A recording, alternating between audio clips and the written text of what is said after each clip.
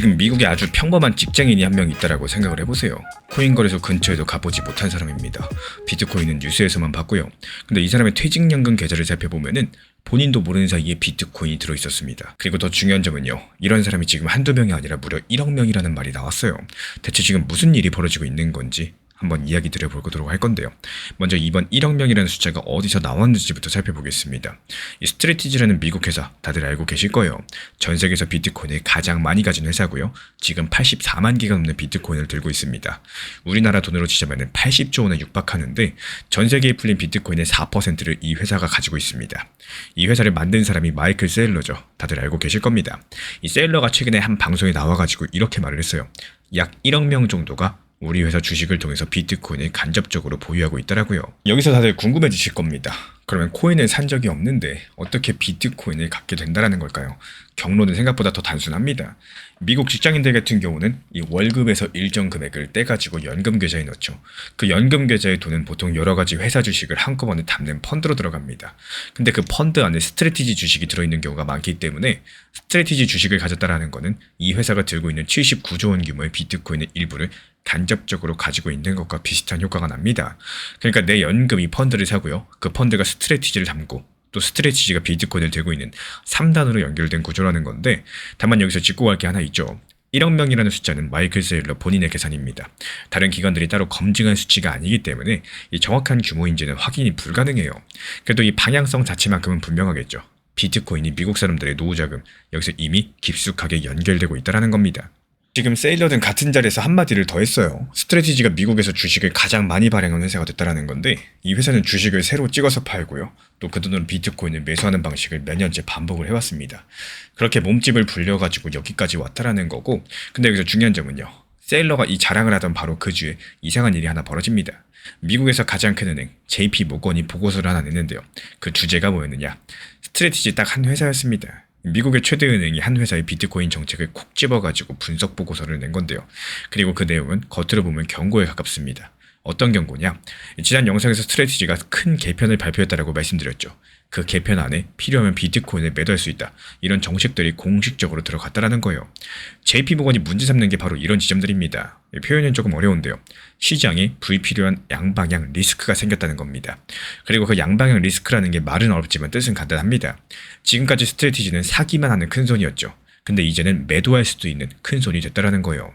동네에서 제일 큰 쌀 도매상이 여태까지 쌀을 매수만 하다가 어느 날 쌀을 팔 수도 있다. 이러면 어떨까요? 쌀값이 위아래로 엄청난 변동성 장세로 출렁이겠죠. 지금이 딱 그런 상황이 된 겁니다.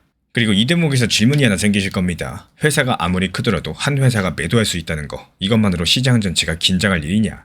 숫자를 보면 이해가 되실 텐데요. JP모건이 직접 계산한 수치가 있는데, 올해 디지털 자산 시장에 새로 들어온 돈들 가운데서 약 70%가 스트래티지 한 회사의 매수였다는 겁니다. 10 중에 7명이 한 회사에서 나왔다라는 거고요. 이 정도 비중을 가진 큰 손이 방향성을 바꾸길 수 있게 된다. 그럼 시장이 예민해지는 게 이상한 일이 아니라는 거죠. JP모건 측에서는 현금 이야기도 꺼냈습니다. 지금 스트래티지는 약 3조 9천억 정도의 현금을 들고 있는데요. 이 회사가 매달 투자자들에게 이자처럼 돈을 지급해야 되는 특별한 주식을 발행을 해놨었고, 지금 가지고 있는 현금이면은 그 지급 의무를 17개월 정도 버틸 수 있는 규모입니다. 근데 JP모건 같은 경우에 24개월에서 36개월치는 있어야지 투자자들이 안심할 거다라고 했어요. 한마디로 스트래티지야, 너 지금 현금 좀 더 쌓아라. 이 말을 하고 있는 겁니다. 그래서 여기까지 들으면 그냥 쓴소리 같으시죠? 근데 진짜 이야기는 지금부터 시작됩니다. 이 보고서에서 이런 권고가 담겨 있었어요. 주식을 조금 손해보는 조건으로 발행하는 한이 있더라도 비트코인을 파는 것보다는 주식을 팔아서 현금 채우는 쪽이 더 낫다라고요. 이 문장을 한번 뒤집어 보세요. 결론이 뭘까요? 비트코인은 매도하지 말라는 겁니다. 미국에서 가장 큰 은행이 한 회사한테 비트코인을 지키는 방법들을 대신 설계해주고 있다는 거예요. 그리고 이 은행이 어떤 은행이었는지를 떠올리면 더 묘해집니다. 지금 JP모건 회장은 한때 비트코인을 사기라고까지 불렀던 사람이죠. 그랬던 JP모건이 지금은 한 회사의 비트코인 매도가 시장 전체를 흔들 수 있으니까 팔지 않을 방법을 찾아보라고 보고서를 쓰고 있다는 겁니다. 비트코인을 무시했던 쪽에서요, 이제는 비트코인 시장의 안전까지도 걱정해주는 자리로 포지션이 이동을 했다는 거예요. 그러면은 왜 이렇게까지도 챙기는 걸까요? 은행이 그 이유를 직접적으로 밝히진 않았습니다. 그래서 여기서부터는 확정이 아니라 앞에서 본 숫자들을 이어붙인 해석인데요. 아까 그 1억 명을 떠올려 보세요. 스트래티지가 크게 흔들리면은 코인 투자자만 다치는 게 아닙니다. 코인을 한 번도 안 사본들의 연금까지도 같이 출렁이는데 비트가 지금 미국의 노후 자금과 엮이게 되면서 스트래티지는 함부로 팔아서도 안 되고요. 함부로 흔들려서도 안 되는 존재가 됐다라는 거. 마이클 셀러의 자랑이랑 JP모건의 경고가 사실은 같은 그림의 앞면과 뒷면이라는 겁니다. 그렇다면 이런 흐름들이 비트코인에 어떤 의미를 가지고 있을까요? JP모건 보고서에서는 눈에 띄는 문장이 하나 더 있습니다. 지금처럼 시장 분위기가 안 좋은 게 오히려 거꾸로 매수 신호였다라는 대목인데요. 그러면서 하반기에 시장이 좋아지려면 이 조건이 있다고 합니다. 스트레치가 현금을 더 쌓는 거, 그리고 미국 의회에서 클래리티법이 진전되는 거, 딱 이 두 가지고 지금 은행이 하반기 반등의 조건표를 직접 적어주고 있는 건데 시장의 첫 번째 반등도 이미 나와 있어요. 스트래티지가 개편을 발표한 뒤에 비트코인이 6% 상승하는 동안 스트래티지 주가는 23% 넘게 뛰었고요. 비트코인은 9,500만 원대로 회복을 했습니다. 물론 균형 있게 보셔야 될 부분도 있는데 스트래티지 주가가 지난 1년 사이에 75%가 빠지면서 지금 15만 원 수준이죠. 그만큼 이 회사를 향한 시장의 의심이 깊었다는 뜻이고 그래서 현금 문제가 상당히 중요해진 겁니다. 이런 상황에서 앞으로는 어떻게 될까요? 지금 나온 재료들만 놓고 보면 가장 가능성이 높아 보이는 흐름은 딱 한 가지입니다. 스트래티지가 현금 쌓기를 우선한다면서 매도한다는 불확실성이 서서히 거치는 흐름들이고요. 그렇게 보고 있는 근거는 이렇습니다. 회사 스스로 12개월치 현금 보유를 공식 목표로 못을 박았고 이미 그거보다 많은 17개월치를 들고 있습니다.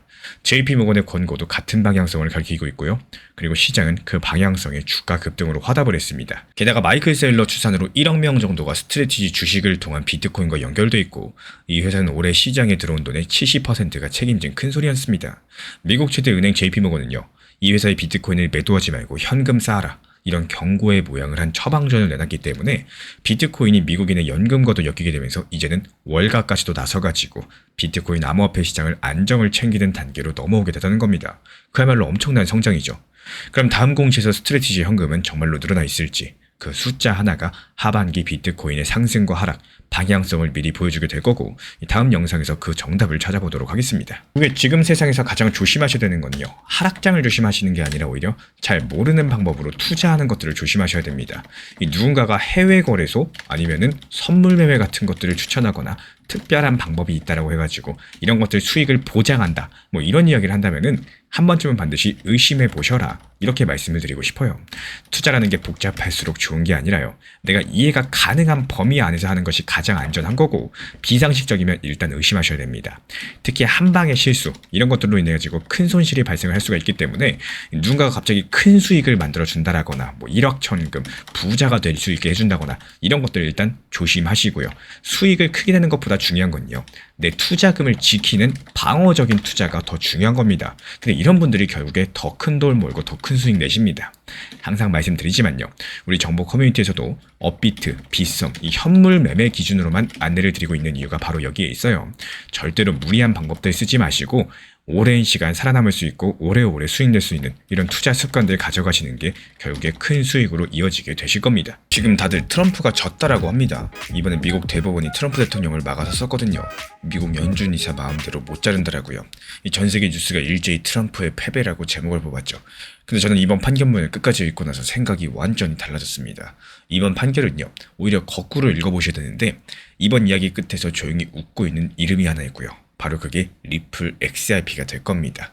그게 왜 그런지 오늘 처음부터 하나씩 맞춰드려 보도록 할게요. 자, 먼저 무슨 일이 있었느냐. 미국 연준 측에서는 미국의 중앙은행이죠. 전 세계의 돈값, 그러니까 금리를 정하는 곳인데 그 결정을 내리는 이사가 7명이 있고요. 그 중에 한 명이 리사 쿡이라는 이사입니다.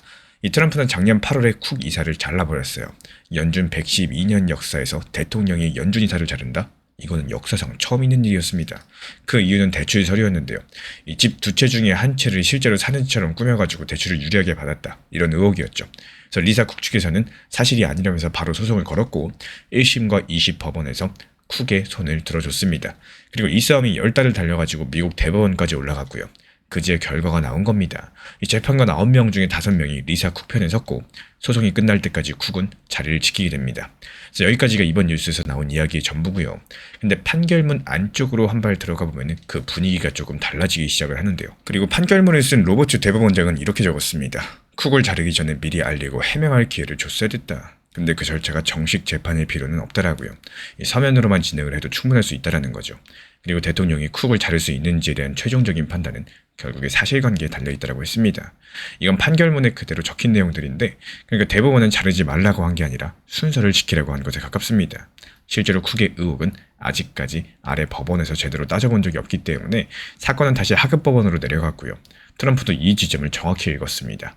판결 직후에 이번 결정은 순전히 절차 문제였다면서 즉각 조치하겠다 이렇게 말을 했고, 기자들 앞에서는 소송에서 이기면 된다고까지도 했습니다. 표차도 한 표차였죠. 5대 4. 게다가 쿡을 처음에 고발했던 인물은 지금 미국 정보기관의 수장 대행 자리에 올라와 있는데요. 쿡이 결국에 기소될 거다라고 공개적으로 말을 하고 다닙니다. 그러니까 이번 싸움이 끝난 게 아니라는 거고 하반기 내내 계속해서 이어질 예정인 겁니다. 돈값을 정하는 기관이 계속 흔들린다는 뜻이겠고요. 지금 시장이 제일 싫어하는 게 바로 이런 불확실성이. 그래서 여기까지만 보시면요, 당연히 코인 시장에도 악재처럼 들립니다. 근데 이상한 점이 2가지가 있어요. 첫 번째로 같은 날 아침 같은 대법원이 정반대 판결을 하나 더 냈습니다. 다른 독립기관, 그러니까 공정거래 업무를 하는 위원회 같은 곳의 위원은 대통령이 자를 수 있다라고 허락을 해준 거예요. 1935년부터 지켜온 원칙들을 뒤집으면서까지요. 다른 기관들은 다 열어주면서 왜 연준만 지켜줬을까요? 여기서 대법원의 답은 연준은 미국 건국 초기 중앙은행의 전통을 잇는 아주 특별한 기관이라는 거였습니다. 그리고 2번째 이상한 점은 시장의 반응인데요. 전부 다 악재라면 빠졌어야 되겠죠. 지금 리플 XRP 가격이 1,700원대인데 바닥권 1,500원대 대비했을 때 상당한 반등폭을 보여주고 있죠. 게다가 공포 탐욕 지수가 40일 넘게 극단적인 공포에 박혀있는 시장에서 6월 중순 이후로 가장 강력한 반등세를 보여주고 있습니다. 지금 시장은 뭔가를 보고 있는 겁니다. 그렇다면 그게 뭘 봤을까요? 여기에 대한 정답을 찾으시려면 지난 10달 동안 모두가 쿡의 의자만 쳐다보는 사이에 벌어진 일들을 보셔야 되겠죠. 여기서의 핵심은 그 사이에 연준이 이미 바뀌어 있었다는 겁니다. 파월 의장의 임기가 지난 5월 중순에 끝났고 케빈 허시가 새로운 의장이 됐거든요. 이 사람 이력이 상당히 재밌습니다. 비트코인 결제 회사 지분을 갖고 있었고요. 코인 펀드를 운영하는 회사에도 가격이 일정하게 묶여있도록 설계된 코인 스테이블코인 프로젝트에도 투자했던 사람입니다. 취임하면서 대부분 처분하겠다고 약속을 했었고요. 상원 인준 투표는 54대 45, 현대 연준 역사에서 가장 아슬아슬한 표차로 통과했습니다. 한마디로 연준 역사상 코인을 가장 잘 알고 있는 의장인데, 공개석상에서 비트코인을 젊은 세대의 새로운 금이라고 불렀고, 정부가 직접 만드는 디지털 화폐에는 반대, 또 민간이 발행하는 스테이블코인은 지지하는 입장입니다. 그리고 장면이 하나 더 있죠. 물러난 파월이 연준을 떠나지 않았어요. 의장 자리는 내줬지만 일반 이사 자리는 그대로 지키고 눌러앉았습니다.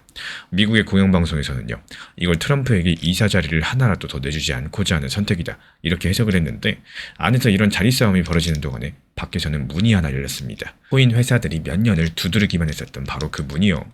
실제로 지난 4월달 크라켄이라는 미국 코인 거래소가 코인 기업 최초로 연준 마스터 계좌를 받았습니다. 마스터 계좌가 뭐냐? 연준에 직접 뚫는 계좌인데요. 미국 돈이 오고 가는 고속도로에 직접 진입로를 얻는 거다라고 보시면 되겠고, 지금까지 코인에서는 이 도로를 쓰려면 무조건 은행을 거쳐야 됐습니다.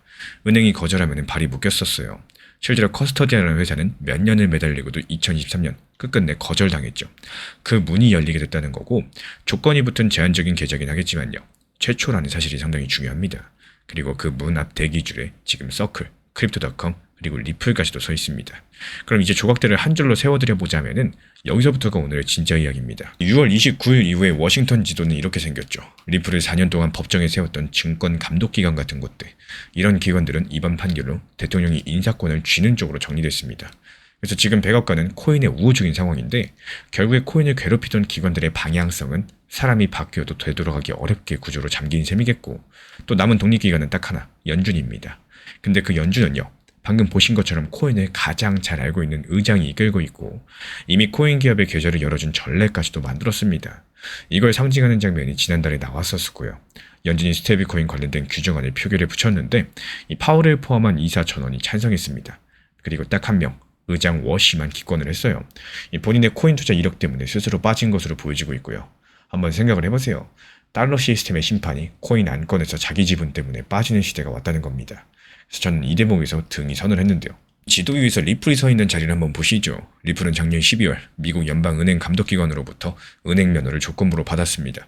또 정확하게는 국법 신탁은행이라는 건데, 고객 자산을 보관하고 관리할 수 있는 연방 면허입니다. 올해 4월부터는 이 신탁은행의 업무 범위를 코인 보관, 스테이블코인 준비금 관리, 결제 관련 서비스까지 넓혀주는 규정이 발효됐고요. 마지막 조각인 마스터 계좌는 신청해놓고 지금 심사를 기다리는 중입니다. 그래서 승인되면 리플이 발행하는 스테이블코인 뒤에 쌓아두는 진짜 돈들, 그 준비금을 연준에 직접 맡길 수 있게 된다는 거고, 큰 손들까지도 움직였어요. 골드만삭스가 주식처럼 사고 파는 XRP 상품, 그러니까 현물 ETF 4개에 2,100억 정도를 담아서 최대 기간 보유자가 됐다는 공시도 나왔고요. 그리고 여기서 오늘 가장 뒤집히는 이야기를 드리자면은 리플 입장에서 봤을 때 어떨까요? 트럼프가 완승하는 것보다는요, 이렇게 지는 쪽이 더 좋은 결과였습니다. 조금 이상하게 들리시죠? 리플의 전략은 처음부터 제도권 레일 위에 올라타는 거였고, 은행 면허까지도 연준 계좌도 전부 다 그 작업들이죠. 근데 트럼프가 완승해가지고 연준이 대통령 말 한마디에 흔들리는 기관이 됐다면 그 레일 자체의 신뢰에 금이 가겠죠. 그럼 신뢰가 깨진 레일 위에는 올라탈 이유가 없어요. 그래서 이번 판결은 레일의 신뢰는 지켜주되 그 레일의 문지기는 코인의 가장 밝은 사람으로 남겨둔 결과입니다. 이 재판 과정에서 캐버노 대법관은요, 제한 없는 해임권이 연준의 독립성을 약하게 만들다 못해서 산산조각 낼 수 있다, 이렇게 경고를 남겼습니다. 그리고 그 캐버노가 이번에 쿡을 지킨 5명 쪽에 섰습니다. 다만 균형을 잡으셔야 될 3가지가 있습니다. 먼저 마스터 계좌 승인은 보장된 게 아니고요.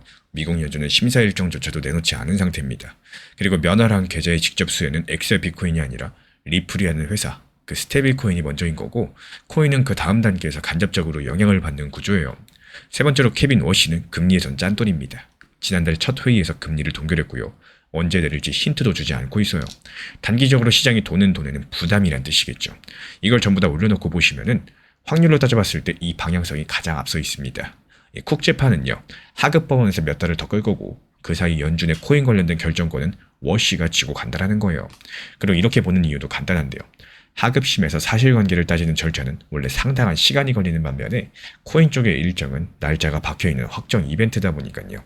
7월 14일 워시가 의장이 된 뒤에 처음으로 하원에 나와서 증언을 하고요. 그 다음 날은 상원입니다. 그리고 7월 18일 작년에 통과된 스테이블코인법의 세부 규정들을 내놔야 되는 법정 시한인데 연준 몫이 아직 끝나지 않았습니다. 이 자리에서 코인 기업의 결제망 접근이랑 스테이블코인에 대한 워시의 입장이 처음으로 길게 나온 건데요. 그래서 확인하실 신호는 3개입니다. 먼저 이 증언에서 나오는 워시의 톤, 그리고 리플 마스터 계좌 심사랑 관련된 뉴스, 그리고 가격이 1,500원 라인을 지켜주면서 완벽하게 XRP 가격 1,800원을 돌파해주는지, 이 3가지가 차례로 켜지면요, 이 40일 넘게 눌려있던 공포감이 풀리는 힘이 그대로 반등의 연료가 되어줄 겁니다. 지금 미국의 대부분은 트럼프의 연준 이자 힘을 막았지만요, 판결문은 사실상 순서만 지키면 된다는 내용이기 때문에 이 싸움은 하반기 내내 이어질 거예요. 근데 그 소란과 상관없이 연준의 문은 이미 코인 쪽으로 열리기 시작을 했다는 거, 그리고 그 문 앞에서 은행 면허까지 챙긴 리플이 줄을 서 있습니다. 리플에게 필요한 거는 무너진 연준이 아니라 믿을 수 있는 연준이었고, 이번 판결은 정확하게 그 그림을 만들어줬습니다. 그럼 마지막으로 한번 여쭤볼게요. 이번 7월달 케빈 워시의 첫 번째 증언 14일에 있을 예정인데요. 그 코인의 문을 더 열 수 있을지 아니면 잠깐 닫아둘지 댓글로 여러가지 의견들 남겨주시면 그 증언 결과를 듣고 다음 영상에서 다시 찾아뵙도록 하겠습니다. 단기적인 알트코인 한다고 해가지고 처음부터 큰 금액으로 투자? 이럴 필요가 전혀 없습니다. 오히려 처음에는 작은 금액으로서 시장의 흐름을 익히고 또 매수와 매도 타이밍에 대해서 경험을 보는 과정들이 더 중요하다, 이런 생각이 드는데요. 기본적으로 수익보다는 경험을 쌓는다, 이런 생각으로서 접근하시면 조급함도 줄어들 거고 또 투자 심리도 훨씬 더 안정될 수밖에 없습니다. 이 생각보다 지금 시장은요, 정말 빠르게 움직임을 보여주고 있어요. 그래서 욕심을 내기 시작하면 오히려 좋은 기회를 놓치는 이런 경우가 정말 많습니다. 그래서 정보 커뮤니티에서도 마찬가지예요. 기본적으로 목표 가격에 대해서 같이 안내를 드리고 있는 이유도 조금 덜 벌더라도 계획대로 일단 수익을 실현하고 그 다음에 이어나가는 습관들이 결국에 중장기적으로 훨씬 더 큰 차이를 만들 수가 있다는 겁니다. 운동도 하루에 한 달치 운동을 할 수가 없는 것처럼 하루에 할 수 있는 운동량 늘려가면서 기본적으로 운동이 습관이 되어 있어야 되겠죠. 수익도 마찬가지입니다. 이번 달 말에 우리 지갑하고 직접 연결된 발표가 하나 예정돼 있는데요. 정부가 세법 개정안을 내놓는데 코인으로 번 돈에 대해서 세금을 매기는 계획이 이번에는 미뤄지지 않고 그대로 담길 방침이다라고 해요. 그래서 시행은 내년 1월부터고요. 근데 거의 같은 시기에 미국에서는 정반대 방향의 법이 의회를 통과했습니다. 코인을 쓴다는 이유로 세금을 더 매기면은 그게 오히려 이제는 불법이 되는 법입니다. 여기까지만 들어도 좀 이상하죠. 근데 진짜 이상한 건 따로 있습니다. 이 법을 만든 동네는 원래부터 세금이 거의 없는 곳이기 때문에 세금이 없는 동네가 왜 굳이 세금 금지법까지도 만들었을까요?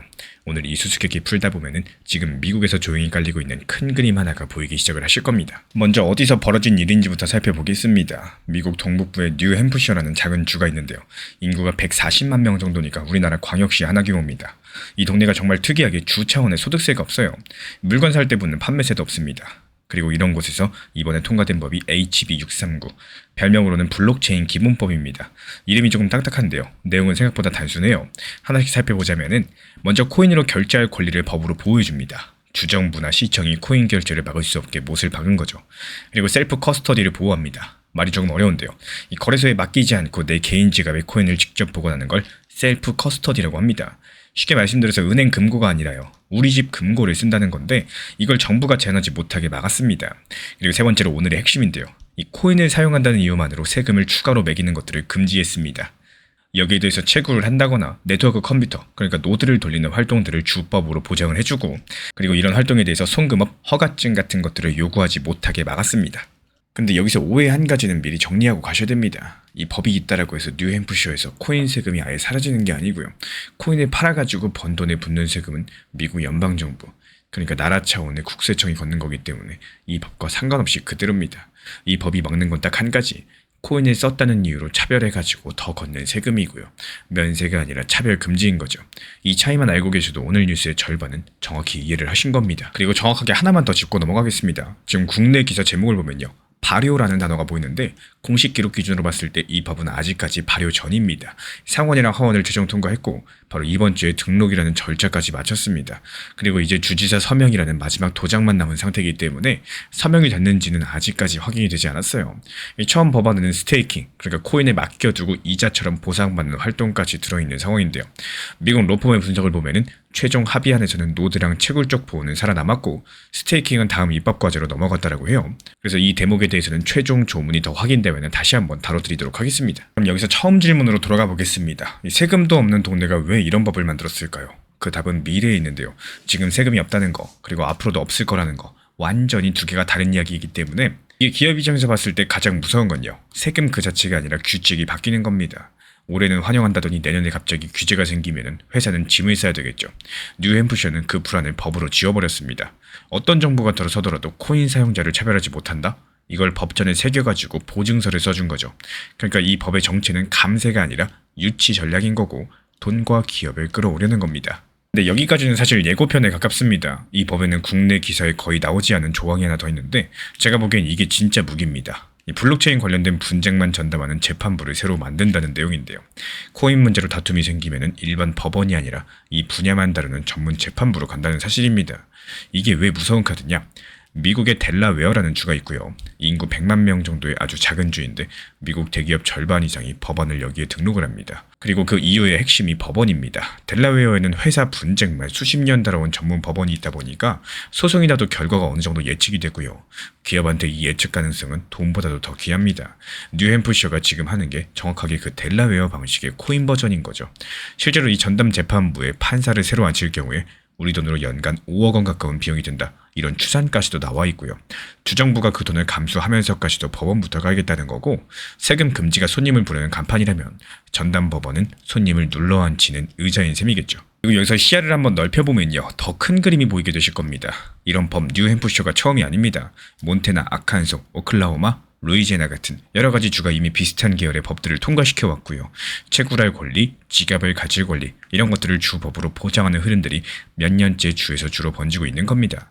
게다가 뉴햄프셔 같은 경우는 작년 당시 미국 최초로 주정부가 비트코인을 자산으로 사들여서 보관할 수 있게 하는 법들을 만든 바로 그 주인데요. 한 번이면 오해할 수 있겠지만요. 두 번이면 전략이겠죠. 우리가 뉴스에서 보는 미국 코인 규제는 대부분 워싱턴 이야기입니다. 이 의외의 큰 법안들, 증권당국의 결정 같은 것들, 근데 그 밑에서는 50개 주가 각자 법을 만들면서 바닥부터 제도를 깔고 있고요. 위에서 한 줄기, 아래에서 한 줄기, 이 두 갈래로 동시에 굴러가는 제도화인 거고 연방 쪽의 법안이 늦어지더라도 주 차원의 권리는 이미 잠겨버리는 구조인 거죠. 그렇다면 이 법이 박수 속에 쉽게 통과가 됐느냐? 그건 또 아닙니다. 기록을 살펴보면 하원 표결이 205대 169였는데요. 찬반이 상당히 갈린 거고 상원에서는 위원회로 돌려지면서 1년 반 가까이 표류하기도 했습니다. 그리고 채굴장이 전기를 너무 많이 쓰고 시끄럽다 이런 환경단체의 반대도 있었고요. 그러니까 이건 일사천리로 밀어붙인 법이 아니라 이 진동 끝에 타협으로 살아남게 된 법입니다. 근데 저는 바로 이 지점이 포인트라고 생각을 해요. 반대가 이만큼 있었는데도 끝끝내 통과시켰다라는 거. 그만큼 이 방향에 주 차원의 의지가 실려있다는 뜻이겠죠. 그래서 지금 주지사 같은 경우는 작년 당시 비트코인 보유법에 직접 서명했던 바로 그 사람입니다. 지금 방향성 자체가 같은 법에 갑자기 거부권을 쓸 이유가 약하기 때문에, 게다가 이 법은 의회 다수당이 1년 반을 끌고 와가지고 합의까지 마친 결과물이고요. 물론 도장이 찍히기 전까지는 확정이 아니니까 이건 어디까지나 예상이라는 점은 분명히 해두겠습니다. 하나 더 정직하게 말씀을 드리자면요, 이번 뉴스로 내일 코인 가격이 상승하진 않습니다. 단기 자료가 아니기 때문에 대신에 기관과 기업이 미국으로 들어오는 문턱을 낮추는 천천히 오래 작동하는 제도입니다. 이 제도라는 바닥이 단단해질수록 큰 돈이 움직이기 쉬워진다는 거, 이게 이번 뉴스의 투자적인 의미겠죠. 그리고 마지막으로 이번 이야기를 우리 자리로 가져와 보겠습니다. 처음에 말씀을 드렸던 것처럼 이번 달 말 세법 개정안의 코인 과세가 그대로 담길 방침이고요. 계획대로라면 내년 1월 1일부터 코인으로 번 돈이 1년에 250만 원을 넘긴다. 이런 부분에 지방세 포함해서 총 22%의 세금이 붙을 예정입니다. 근데 이 초보분들께서 꼭 챙기셔야 될 게 하나 있죠. 과세가 시작되기 전부터 가지고 있던 코인들, 실제로 매수한 가격과 올해 12월 말 가격 중에서 더 높은 쪽을 산 가격으로 인정을 해줍니다. 무슨 말이냐? 올해 말까지 난 수익에는요, 사실상 세금이 안 붙는 구조라는 거고, 올해 12월 31일의 가격이 우리 구독자분들 세금 계산의 새로운 출발선이 된다는 거죠.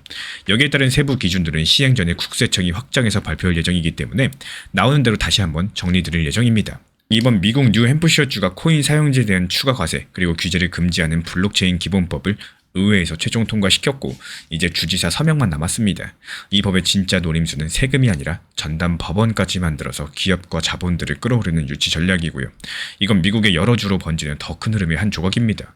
반대로 한국 같은 경우는 이번 달 말 세법 개정안으로 내년 1월 달 과세를 확정하는 수순이기 때문에 올해 12월 말까지의 가격이 우리 구독자분들 세금의 출발선이 될 거고, 그렇다면 이번 미국의 마지막 도장과 대한민국의 과세 발표, 이달 안에 둘 다 나오게 될 텐데요. 우리 구독자분들 생각에는 어느 쪽이 시장을 먼저 움직일 것 같으신지 여러가지 댓글로 자유롭게 의견 남겨주시고요. 다음 영상에서 이어가 보도록 하겠습니다. 이 리플 XRP 자체를 좋아하는 것은 좋은 일입니다. 하지만 내가 좋아하는 것과 맹목적으로 믿는 것, 이런 건 전혀 다른 이야기다, 이렇게 말씀을 드리고 싶은데요.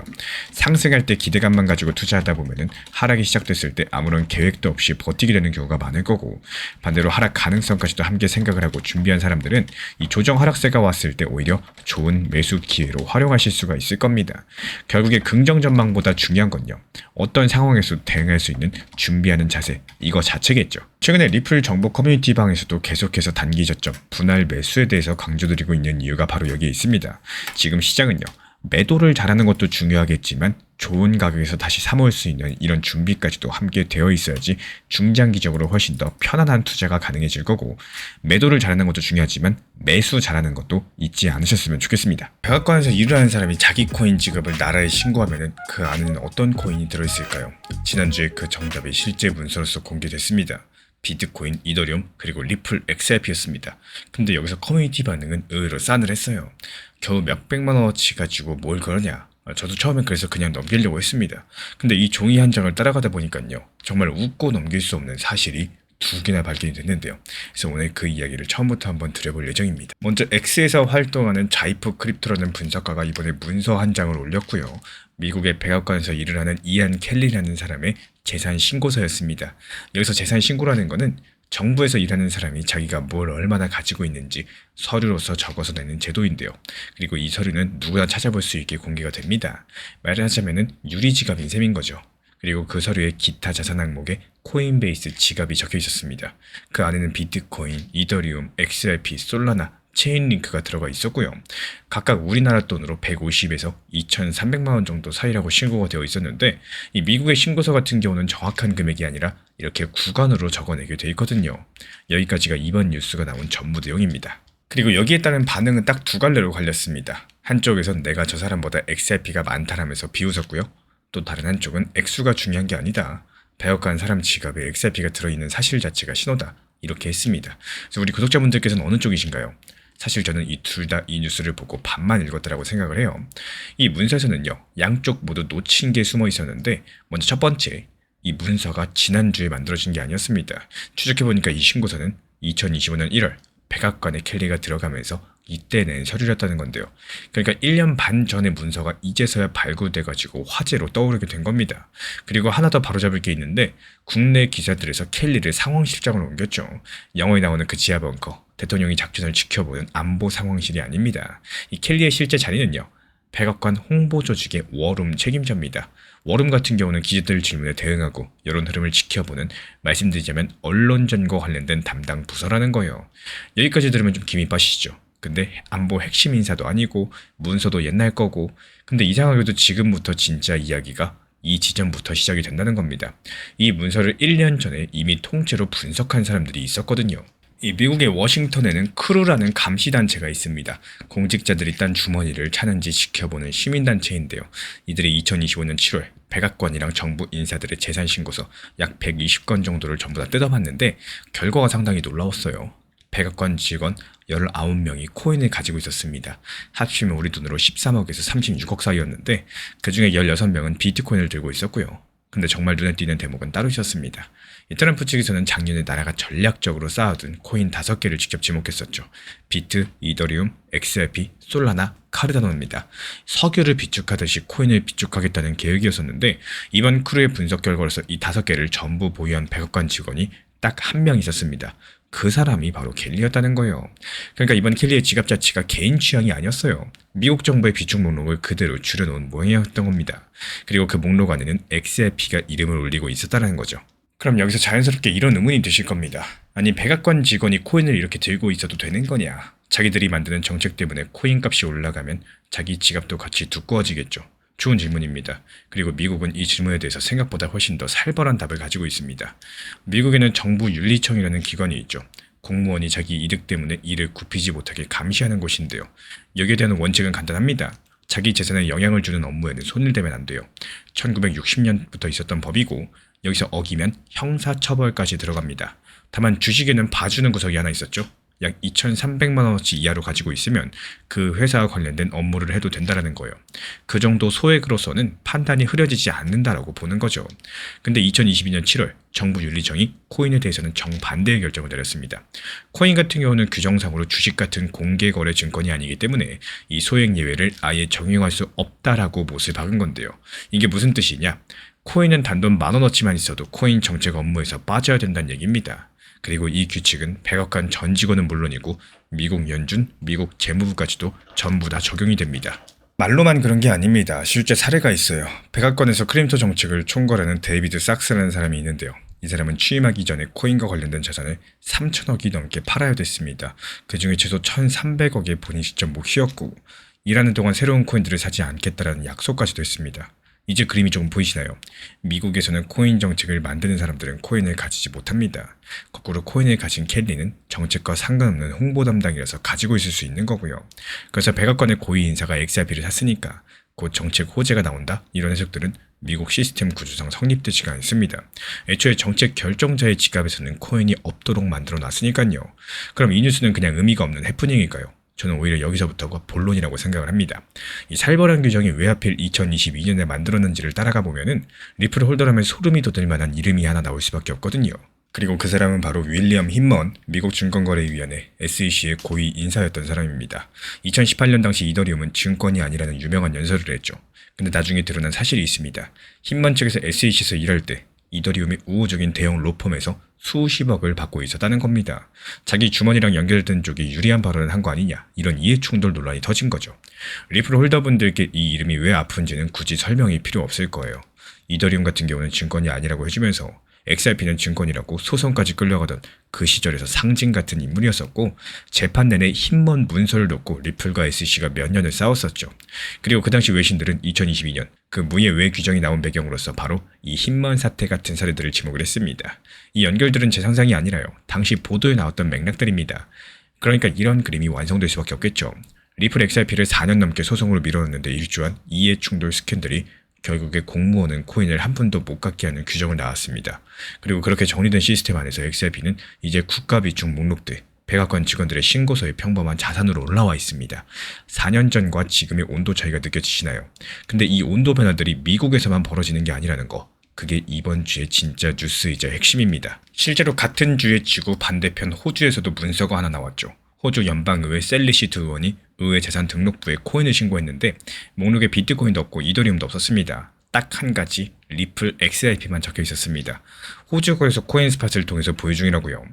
의원 재산 등록부는 거짓으로 쓰면 책임을 지는 공식 문서기 때문에 이번 신고에는 배경이 있었습니다. 이 호주가 올해 4월달 디지털 자산 관련된 법을 통과시켰었죠. 이제부터 호주에서는 코인 거래소나 코인 보관업체들을 하려면은 정식적인 금융 라이선스, 그러니까 나라가 주는 영업 허가증을 받아야 되고, 그 허가증을 신청한 회사 명단에 리플이 이미 들어가 있습니다. 한 주 동안 미국의 100억 원 신고서, 그리고 호주 의회 등록부, 두 나라의 공식적인 문서가 XRP가 나란히 등장을 했다는 건데요. 그래서 저는 이번 뉴스의 진짜 의미가 누가 얼마를 사느냐에 있지 않다라고 봅니다. 여기서의 핵심은 코인이, 특히 XRP가 정보 서류에 적히는 게 전혀 이상하지 않은 자산이 됐다는 거고, 몇 년 전까지만 해도 공무원이 코인을 가지고 있다는 건 숨기고 싶은 일이었죠. 지금은 선서하고 쓰는 문서에 담담하게 적어서 냅니다. 그럼 앞으로 어떻게 전개가 될까요? 저는 이번 문서화의 흐름들이 다음 단계로 기관의 서류로 번질 확률이 제일 높다라고 봅니다. 개인의 신고서 다음은 회사의 인가 서류겠죠? 그리고 그 다음은 연기금 같은 큰 돈들의 장부라는 겁니다. 그리고 그렇게 보는 근거들이 있는데요. 먼저 미국의 비중 목록에 XRP가 이름으로 박혀 있고, 그리고 호주가 라이선스라는 문을 만들었고요. 리플이 지금 그 문을 두드리고 있습니다. 개인의 신고는 상징이겠지만 라이선스랑 장부는 실제 돈이 지나가는 통로니까요. 현재 XRP 가격이 1,700원대에서 움직이고 있는 상황인데, 최근에 일주일 사이에 9% 이상 상승을 했지만요. 작년 7월 5,000원대 고점과 비교해보면 아직까지도 70% 가까이 하락했습니다. 이 서류 위에서의 위상은 올라갔는데 가격은 지금 바닥권이라는 이런 어긋난데, 지금 XRP를 둘러싼 가장 큰 긴장감이겠죠. 그래서 앞으로 지켜볼 시리노는 켈리 같은 개인들의 신고가 아니라 리플의 호주 라이선스 승인 소식이라거나 기관 자금의 편입 뉴스 같은 이런 문서들이 중요하겠습니다. 이번 백악관 직원의 1년 반 전 재산 신고서가 다시 화제가 됐는데요. 그 뒤에는 백악관 직원 19명이 최대 36억 정도 코인을 들고 있고, 켈리 한 명은 국가 비축 목록 5개를 전부 보유하고 있다. 이런 더 큰 그림이 있었습니다. 미국의 규정상으로 봤을 때 코인은 한 푼만 있어도 정책 업무에서 손을 떼야 되기 때문에 이번 보유는 정책 신호가 아니라 코인이 평범한 자산으로 자리 잡았다. 이런 증거에 가깝겠고, 같은 주에 호주 의회 등록부에서도 XRP가 단독으로 올라오게 되면서 두 나라의 공식 문서가 같은 방향성을 가리키기 시작을 했습니다. 그럼 마지막으로 질문 하나 남길게요. 리플이 호주의 라이선스를 실제로 손에 쥐는 날, 그 다음에 XRP가 등장할 문서는 과연 어디일까요? 다음 영상에서 이어가 보도록 하겠습니다. 지금 요즘처럼 리플 XRP 가격 자체가 쉬어가고 알트코인들이 순환매로서 상승하는 급등장에서는요, 한 가지 종목만 바라보기보다 시장 전체 흐름을 보는 게 훨씬 더 중요하다는 말씀을 드리고 싶어요. 내가 보유한 종목들이 움직임을 보여주지 않는다? 그렇다고 해서 시장 전체가 멈췄다? 이렇게 표현할 수는 없겠죠. 시장 자금들은 항상 움직임을 보여주고 있고, 테마를 가지고 있는, 이 섹터를 가지고 있는 종목들은 급등을 보여주고 있습니다.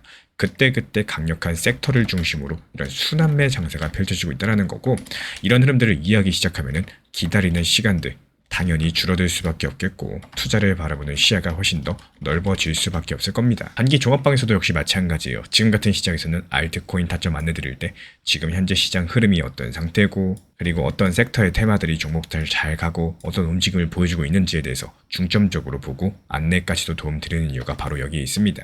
이 시장의 흐름들을 따라가는 투자랑 내 생각만 고집하는 투자는 결국에 시간이 지날수록 큰 차이를 만들 수밖에 없다라는 사실들 반드시 기억해 주시기 바랍니다. 요즘에 도지코인 보면서 마음 한구석이 불편하셨을 겁니다. 가격은 흘러내리고 있죠.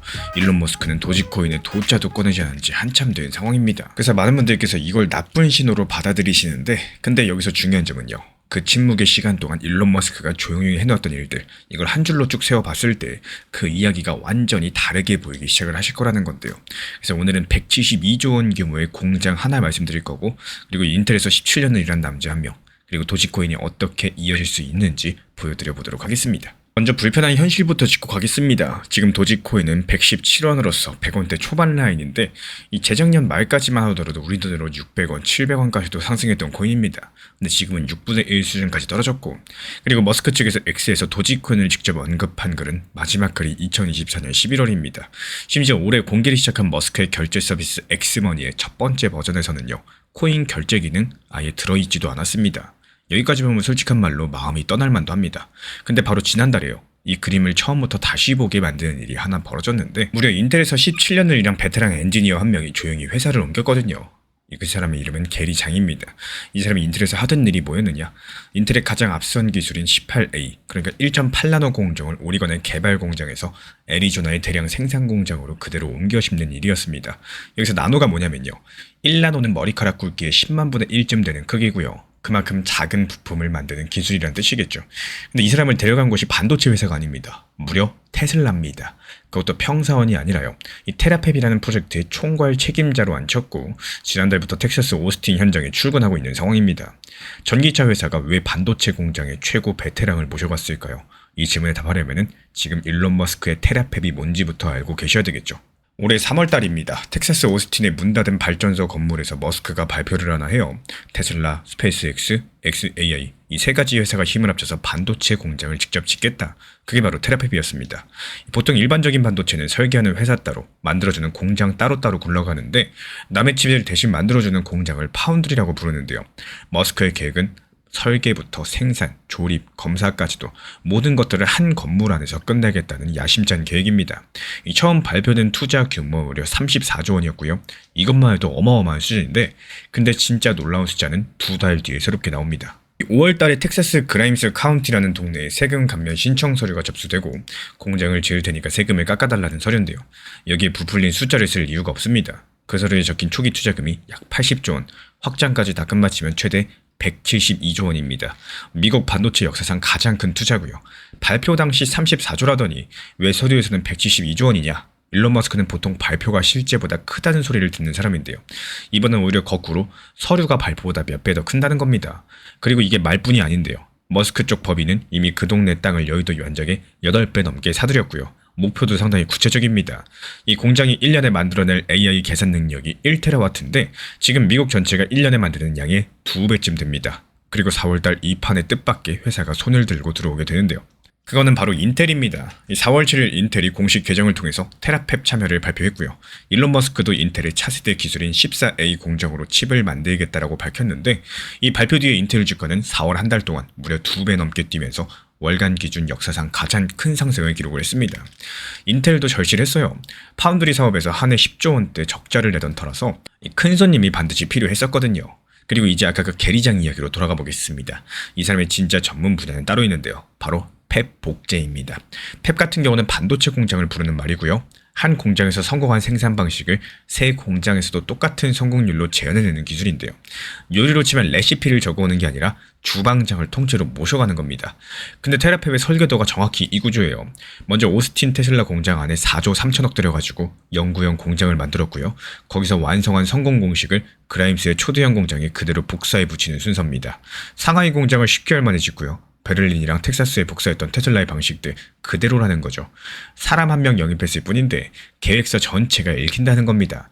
여기까지가 기사랑 공식 서류로 확인되는 내용이고 근데 여기서 공정하게 찬물도 한 바가지 끼얹고 가겠습니다. 지금 미국 월가의 시선은 상당히 차갑습니다. 번스타인이라는 분석회사는 1테라와트 목표를 진짜 채우려면 우리 돈으로 대략 7천조에서 많게는 1경 7천조까지도 들은다고 계산을 했는데요.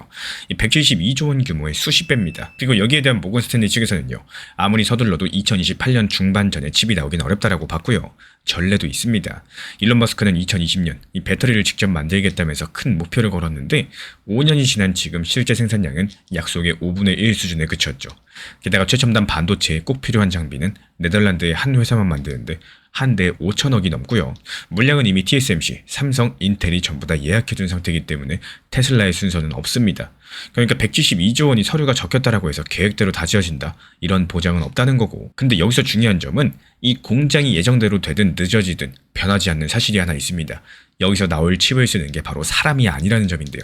실제로 일론 머스크가 직접 밝힌 수요처를 보면요. 이 사람 모양 로봇인 옵티머스를 본격 생산하면 1년에 칩이 수억 개가 필요하다고 해요. 스페이스X는 우주에 AI 데이터 센터를 만들겠다면서 인공위성 약 100만 개를 띄우는 신청서를 미국 정부에 냈고요. 로봇이랑 위성까지도 전부 다 기계입니다. 그리고 여기서부터 서류에 적힌 사실이 아니라 제가 퍼즐을 맞춰보는 영역이라는 걸 미리 말씀을 드리고 얘기해볼게요. 일론 머스크가 가진 것들을 층층이 쌓아보자면 이렇습니다. 맨 아래에 전기를 만드는 테슬라 에너지, 그 위에 계산 능력을 만드는 테라펩, 그 위에 통신을 담당하는 스타링크, 그리고 그 위에 사람이 모이는 X까지도. 그리고 여기서 맨 위에 돈이 오고 가는 X머니까지. X머니는 이미 미국 41개 주에서 송금 사업 허가를 받았고요. 세계 최대 카드사인 비자랑도 손을 잡았습니다. 근데 이 탑에서 딱 한 칸이 비어있다는 거예요. 달러는 일론 머스크가 찍어낼 수 없죠. 이제 머스크가 침묵했던 그 1년 반을 다시 한번 보시죠. 트위터는 멈췄지만 이 탑 같은 경우는 한 층씩 올라가고 있었다는 겁니다. 엑스머니가 회사 안에서 시험 가동에 들어갔고요. 테라펩이 발표됐죠. 스페이스X는 기업 가치 2,600조 원으로서 주식시장 상장에 성공을 했습니다. 그리고 114조 원까지도 끌어왔습니다. 이 말로 띄우던 시대에서 기반을 까는 시대로 넘어갔다는 건데, 여기서 머스크는 과거에 도지코인이 작은 돈을 주고받는데 알맞다라고 여러 번 강조를 남겼어요. 로봇가 로봇에게 주는 돈들, 위성이 위성에게 주는 몇십 원, 몇백 원씩, 이런 세상들, 지금의 카드 수수료 구조로는 감당하기가 어려운 수준의 소액 결제입니다. 그래서 제가 바라보는 관점은 엑스머니가 먼저 달러 같은 보통돈, 그러니까 법정화폐로 자리를 잡을 거고, 그 다음 단계에서 코인 결제가 올라타는 순서입니다. 그래서 그 근거를 말씀드리자면, 첫 번째로 X는 코인보다 허가부터 챙겼고 41개주 라이선스가 그 증거고요. 규제를 정면으로 뚫으려는 회사가 초반부터 코인을 붙이는 무리수를 둘 이유가 없습니다. 그리고 다음 단계로 가는 길들은 이미 닦여있죠. 도지코인은 미국 증권거래위원회에서 증권이 아니라 상품이라는 분류를 받아놨고, 도지코인 재단의 사업회사는 나스닥 상장사와의 합병까지도 주주총회에서 승인받았습니다. 그리고 제도권 자본시장과도 연결이 됐습니다. 그리고 이 후보들 가운데 실제 결제로 쓰여가지고 본 이력이 있는 코인들은 도지코인이 거의 유일합니다. 테슬라 굿즈 결제로 이미 받아본 코인들이기 때문에 결국 이 판의 진짜 분기점은 가격 차트가 아니라요, 엑스머니의 코인 결제가 공식적으로 붙는다, 이 발표 한 문장이 중요하다라는 거예요. 그 전까지는 기대감으로 튀었다가 상승하고 하락하고 이런 변동성 흐름들 반복될 수 있습니다. 일론 머스크는 말 대신에 172조 원 규모 반도체 공장과 결제 인프라를 쌓고 있습니다. 인텔 17년 베텔랑의 합류로서 테라팹은 선언을 넘어가지고 실행 단계에 들어섰습니다. 그리고 도지코인의 진짜 승부처는 지금의 가격이 아니라 엑스머니의 코인이 공식적으로 올라타는 그 순간입니다. 여기서 로봇이랑 위성이 서로 돈을 주고받는 시대가 정말로 오게 된다면은 그 계산대에 가장 먼저 올라갈 코인은 과연 뭐가 될까요? 우리 구독자분들 생각들 자유롭게 남겨주시면 다음 영상에서 이어가도록 하겠습니다. 지금 바라보는 시장의 관점을 내가 너무 한 곳만 바라보고 있는 건 아닐까, 이런 생각들 한 번씩 해보셔야 돼요.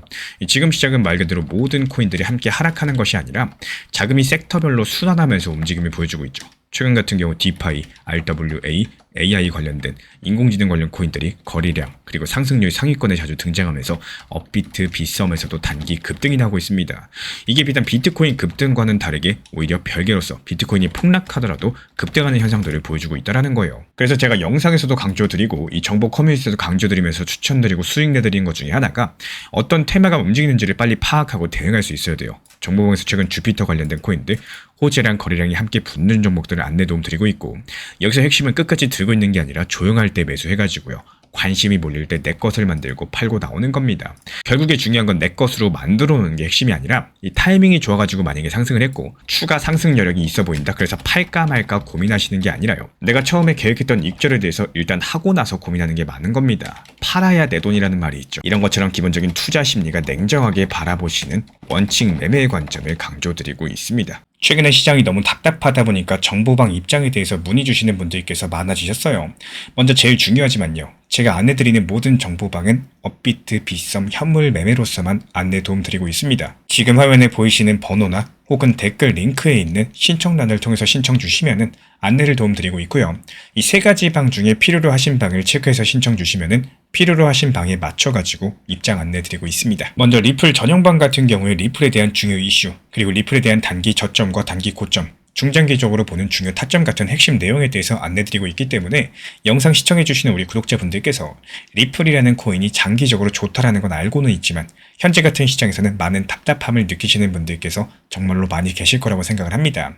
이 적당한 일부 비중은 단기 고점과 저점을 살려서 효율적인 대응을 만들어 가시고 또 오히려 중장기적으로 더 잘 가져가기 위한 효율적인 매매하시는 것들을 추천드려요. 그리고 두 번째로 종합 브리핑방입니다.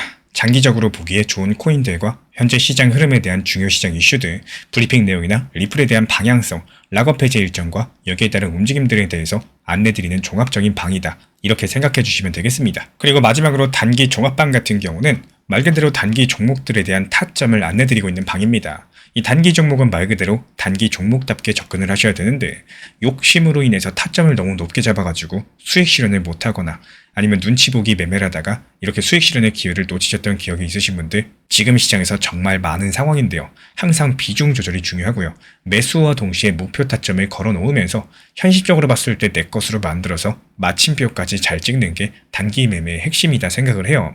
단 여기서 중요한 거, 아무리 내가 좋아하고 시기가 좋고 스스로 괜찮다고 판단하셔도 몰빵 매매는 정말 위험하기 때문에 매번 말씀드리는 비중 조절 원칙 매매로 접근하시는 게 가장 중요합니다. 끝으로 항상 말씀드리고 있지만요. 저는 업비트, 빗썸, 현물 매매에 대해서만 안내를 도움드리고 있기 때문에 절대로 해외골에서 선물 매매에 대한 고위험 리스크 매매에 대해서는 언급조차 드리지 않고 있습니다. 무조건적으로 업비트, 빗썸, 이렇게 현물 매매로 필요하신 분들께서만 입장 신청 주시면 안내 도움 드리도록 하겠습니다. 이 빠르게 가는 것보다 중요한 건요. 꾸준하고 길게 가는 게 더 중요한 투자 시장이다. 이렇게 생각을 해요. 건강한 비중 조절 원칙 매매 활용하시기를 늘 응원드리겠습니다. 이 리플 XRP의 매수 매도 타점은 순간의 판단이 전부예요. 그래서 우리 신사 채널에서는 시장의 숨결 하나하나까지 놓치지 않고자 모든 흐름들 실시간으로 모니터링 중에 있습니다. 이 단기 반등 구간이 열리는 순간 그 찰나의 기회 타점을 우리 구독자분들께 바로바로 전달드리기 위해서인데요.